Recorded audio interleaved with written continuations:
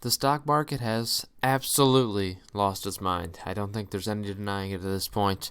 I think we are at a point where I think the stock market has consumed a little bit too many of these as a result of a certain thing named similar to this. And people have lost their mind. It doesn't know what it wants to do. This stock market has no clue what it would like to do right now. And, well, how do you see that? Well, let's just say in the past week here, since the 24th of March, since Monday, the market's up 19%. 19%. Are you kidding me? And we're talking about still on the month, down a solid 21 even after this, from the highs, down a solid 27%. So if we close in on a 5-year period, though, what's crazy is this helps quite a bit with this 22,000 jump. 22,000, you're talking where we're at right now is, again, back in the 2017 range. But regardless, this market has gone back up substantially. And I think there's many reasons for this. Obviously, there's many things to think about. If we look at specific stocks here, like Wynn Resorts, one that's hit hardest by this because their business is completely shut down. Overall, in the past month, still down 27%, but in the past week, the stock's risen over 59%, nearly 60% from their lows, rose nearly 85%. A stock I own, ticker symbol ARI here. If we're looking at this stock 5 days out from their lows, they're up in the past 2 days. That's right. In 2 days, this stock is up 134%. Holy freaking crap. And if we look a month out, guess what? This thing is still down pretty big, down over 43% still on the month. So why do we see this big rebound here? I have many theories for it. We're going to talk about some of these, but one of my main thing is, and I said it pretty much from the start, so we've had such a volatile market. It has been insane. And I think really a lot of this is, I think people overpriced in the economic impact that we probably are going to have. I think there's no doubt that we're going to have issues economically. This is rough. You see stimulus package coming out, government paying a lot of extra money, printing off notes will lead to inflation. But it's really meant as an impact to try to get this economy still roaring, and they want us to survive through this, and not only survive but thrive, come out better on the other side. We have Donald Trump coming out saying, "I'd love to have it open by Easter. It's probably the best economy you've ever seen." Trump says he wants the economy open by Easter. He wants everything open by Easter.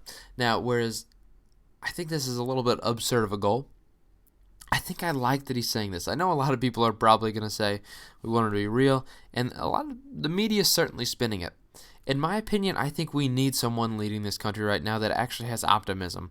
Now, is he going to force this, start by mid-April or Easter? No chance. But the point is he wants optimism about it. So there's this optimism related to this. He wants people to follow, obviously, the coronavirus task force steps that they've created in order to try to avoid any further contagion, so that way we can open earlier. And that's really the point of this. That's the point of spreading optimism. Instead of this doom and gloom that's getting people out panic shopping, getting more people infected because of the panic shopping, I think things are being handled all right. There's really not much that can be done at this point. It's a very, very difficult time. We're talking about jobless claims soaring now to 3 million to 3.2 million. Obviously, there's a lot of jobless claims versus a consensus of 1 million. Holy crap. That's a lot of claims. Obviously, a lot of claims. This is the highest level of seasonally adjusted initial claims in the history of the series. Previous high was October 1982 with 695,000. So this is through the Great Recession we're talking about. This is just an absolute nightmare, and it's because every place is shut down and they can't keep people on payroll for 2 months, or for 2 weeks, or even a month while the economy shut down. And why is this? Well, you wonder what's the government doing in this, and that's the issue I think we find with our government right now is we've been waiting on a stimulus package that includes these small businesses, that takes care of the big businesses so they don't have to lay people off the payroll. That's what causes these jobless claims to soar. People are getting laid off because companies aren't sure how they're going to keep people on payroll. They don't have the chance to. They don't know how they can stay in business at this point. They don't know if they're going to pay their rent. Well, finally the Senate has passed a stimulus package, and this has been an on and off thing for just consistently. So Trump wants them to pass the package without delay. He wants it quick, and there's good reason for it. Obviously, the quicker it is, the more beneficial it is to the American people, the more beneficial it is to the economy. The quicker this gets passed, but you wonder what's holding it up, and I think this is where people really distrust Congress and, frankly, distrust the media. A lot of it's really regarding this. We've now been waiting 2 weeks that they've been talking about the stimulus package. They've been going back and forth and back and forth.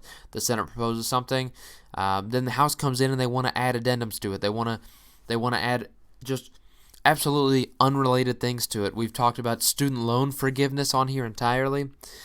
Just absolute nonsense policies. We've tried to add the Green New Deal onto here from the House of Representatives side. They've tried to sneak things in, and it keeps getting denied. Because of this shady politics, which is what politicians tend to do, that's just the issue with a lot of career politicians. They know how to work the system, and they're going to try to, and that's why not much gets passed in Congress. I don't know if you understood this, but not a lot of things get passed, regardless of who your president is. Not a lot of things get passed because politicians are sketchy, they're shady. They do all of this BS. And this is absolute BS, no doubt. And if this stimulus package does not get passed by the House, first off, the stock market's going to absolutely get hammered come open Friday. If the House denies it again, which I can tell you right now, they're going to call for a in-person vote, which is going to take another at least couple days. And it's because, again, the House is going to have people that they will not consent to this bill right is. This bill that they currently passed is just very basic. It includes just the basic necessities, a couple things that were issued by Speaker of the House Pelosi. But regardless, I think it's going to get denied by certain outspoken members of the House, and they're going to have to call for a big vote. And I don't know how long that's going to take. They need this package done with. I just got to be frankly honest with you. It'll help the economy. It'll help the stock market stay where it's at. And I think this recovery needs to just stay where it's at. I think we've dropped enough as far as what we think the economic impact is going to be. I think we have. We're seeing stocks rebound because billionaire investors and the owners of companies are confident right now. And I like that confidence. I think it's something we need. We're talking about an environment in which we've seen, as far as largest point losses and gainers, 2020 is top of the list here at all times. And obviously it's because the value of the Dow is so much higher, no doubt. But as far as percentage changes, I mean, we'll go down here and look at percentage changes. We've seen the biggest gain, which was recently, 2 days ago. The biggest gain we've seen, fourth highest gain. You look down, the 11th highest gain happened 10 days prior to that. I mean, we're all over this list. And you look biggest losses, the second of all time biggest losses. That's right. This is compared to Black Monday. Black Monday. I didn't know if you knew that, but which is a still unexplained thing. But we're comparing still less, close to half of what Black Monday happened. But we've had this crash happen nonsense here, and 13% down in one day. And again, another 10% down another day. And guess what? You're going to find us on there the next day, down another 7.5%, right after that 9% down. I mean, we're all over this list.